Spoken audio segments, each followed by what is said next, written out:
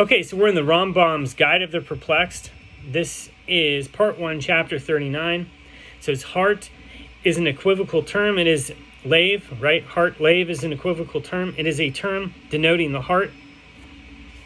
I mean, the part of the body in which resides the principle of life of every being, endowed with a heart. Thus, enthrust them in the heart of Absalom. 2 Samuel 18:14.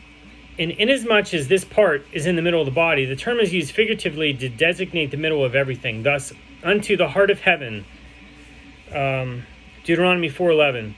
The heart of fire, Exodus 3:2. It is also a term denoting thought. Thus, it says, when not in my heart, 2 Kings 5:26, which means that thou wast present in my thought when this and that happened. In this sense, it is said, and that ye go not about after your own heart, Numbers 15:39, which refers to your following your thoughts.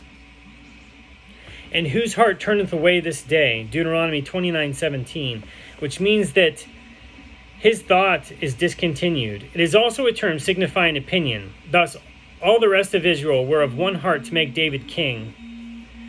1 Chronicles 12:39. That is, that they were of one opinion. A similar meaning is to be found in the dictum, but fools die for want of heart. Proverbs 10:21. Which is intended to signify through the deficiency of their opinion. In the same way, this meaning is to be found in the dictum, my heart shall not turn away. My heart shall not turn away as long as I live. Job 27, verse 6. The meaning of which is, my opinion shall not turn away from and shall not let go of this matter. From the beginning of this passage reads, my righteousness I shall hold fast and will not let it go. My heart shall not turn away so long as I live. In my opinion, it is with reference to this meaning of Yeheraf that the expression Shivcha Nacharefet Leish, a handmaid betrothed to a man, is to be explained. The term Necharefet being akin to the Arabic word, namely mun harifa, meaning turned away. That is, one who turns from being possessed as a slave to being possessed as a wife. It, meaning the heart, is also a term denoting will. Thus, and I will give you shepherds according to my heart. Jeremiah 3:15. Is thy heart right as my heart is? 2 Kings 10:15. That is thy will like my will in rectitude? Sometimes the word is figuratively applied with this meaning. That shall do according to that which is in my heart and in my soul. 1 Samuel 2:35. The meaning of which is, he shall do according to my will. In mine eyes, my heart shall be there perpetually. 1 Kings 9, verse 3. That is my providence and my will.